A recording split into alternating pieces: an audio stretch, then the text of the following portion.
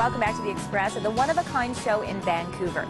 They say a picture is worth 1,000 words. And with that in mind, local artist and former reservist Chris Hennebery wants to use his paintbrush to tell the stories of our Canadian forces serving in Afghanistan. He's risking his life to paint. Why am I doing it? It's something I feel I have a skill, I have a talent.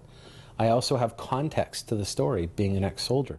For more than 2 decades, he was a reserve. Now he's returning to duty. I'm going to Afghanistan as an embedded artist. His focus will be on the reserves. These are postmen, these are firemen, these are policemen, these are software developers who give up their careers, they leave their family for a year, and they go overseas and put their lives in danger. And it's an amazing story, and so I want to be able to capture that in painting and then give it back to the regiments.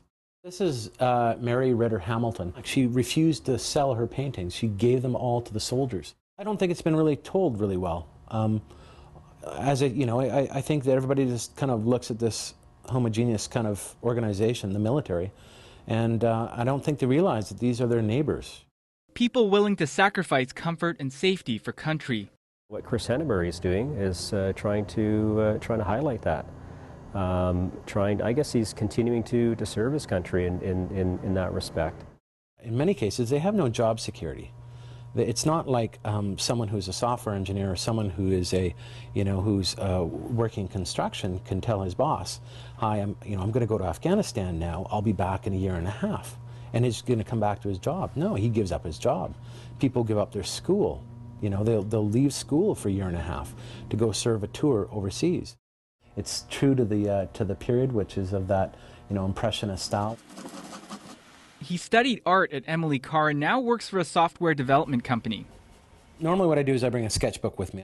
When you're actually there with the soldiers, you can talk to them. You're actually sketching them as they're doing whatever they're doing, whether it's cleaning their weapons or they're preparing to go out on a patrol. I try to make my paintings allegorical. I'm actually trying to tell a story.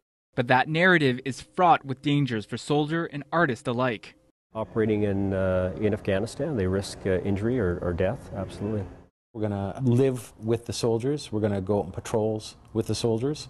And it's mostly to kind of, to document, what they're doing, how they're impacting the Afghans.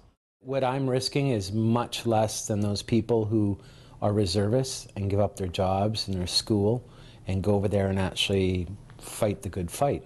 I'm going over there to paint. He'll be leaving this spring. In Vancouver, I'm Peter Kim for The Express.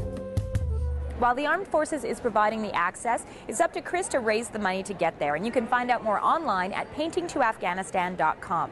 Now, sticking with our creativity theme on today's Express, up next, we're getting physical as we learn about the green creation and construction of a newly reopened sports facility in Coquitlam.